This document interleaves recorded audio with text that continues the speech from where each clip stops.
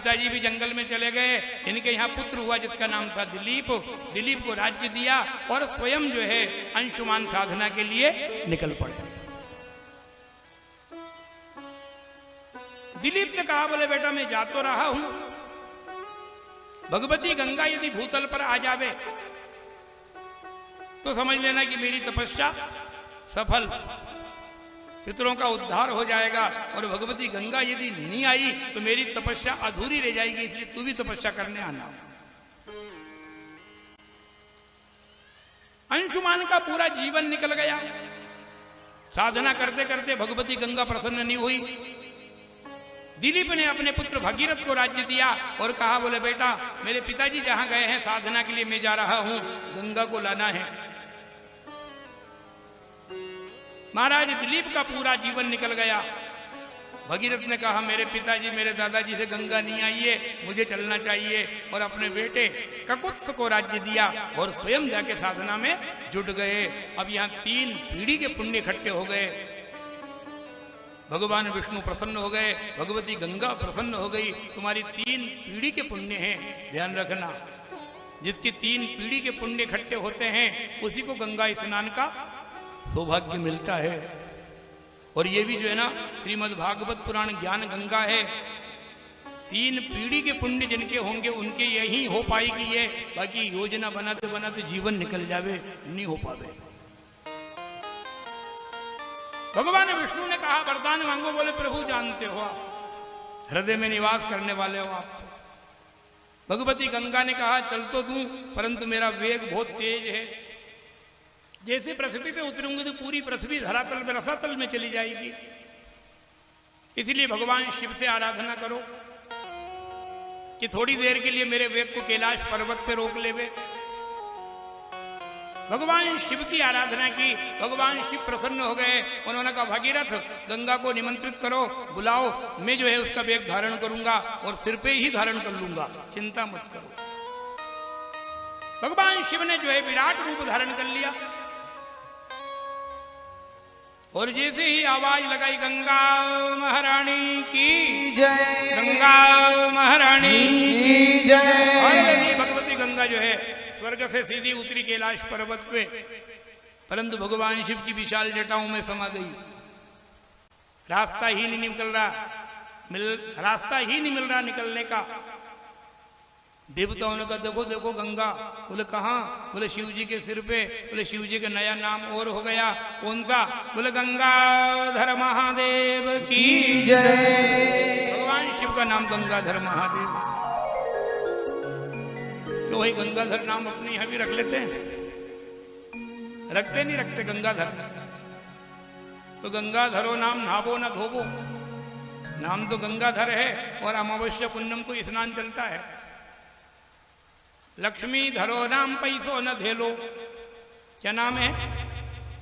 लक्ष्मी धर, पूरी लक्ष्मी को जेब में धर ली और कहीं जा रहे तो 100 रुपये देना सब।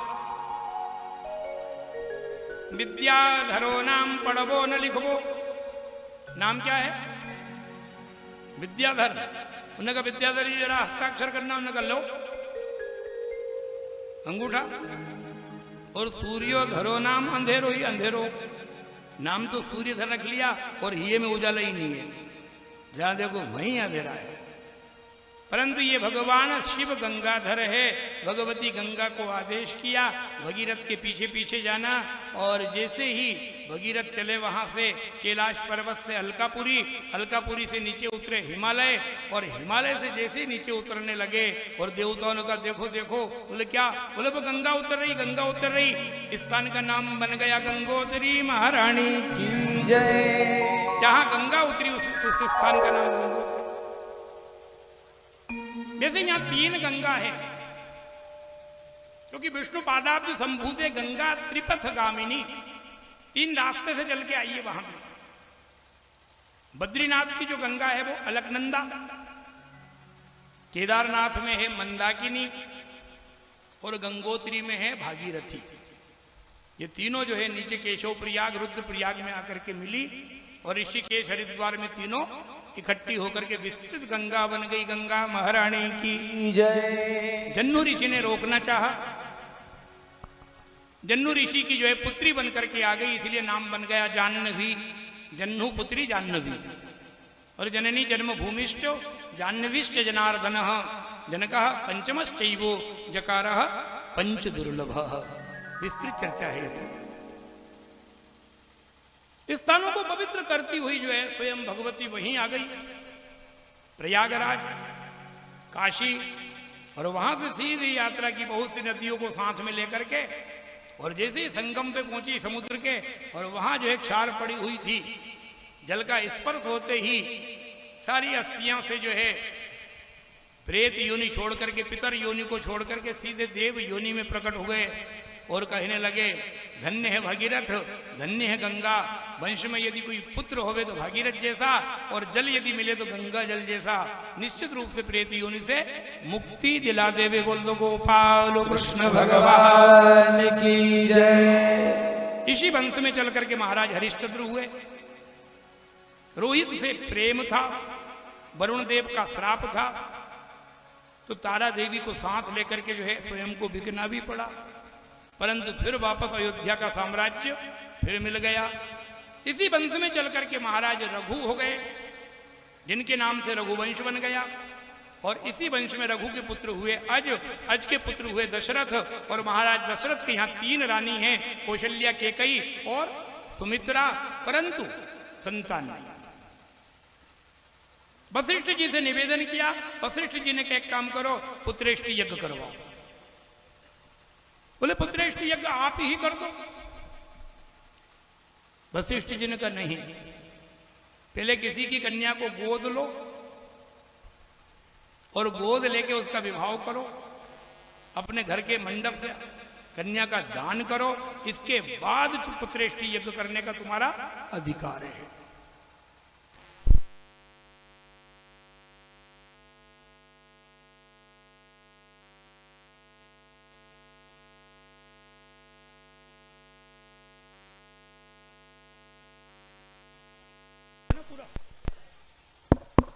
महाराज अंग नरेश की पुत्री शांता को महाराज दशरथ और कौशल्या ने गोद ली, और उस शांता का विवाह ऋषि श्रृंग के साथ किया।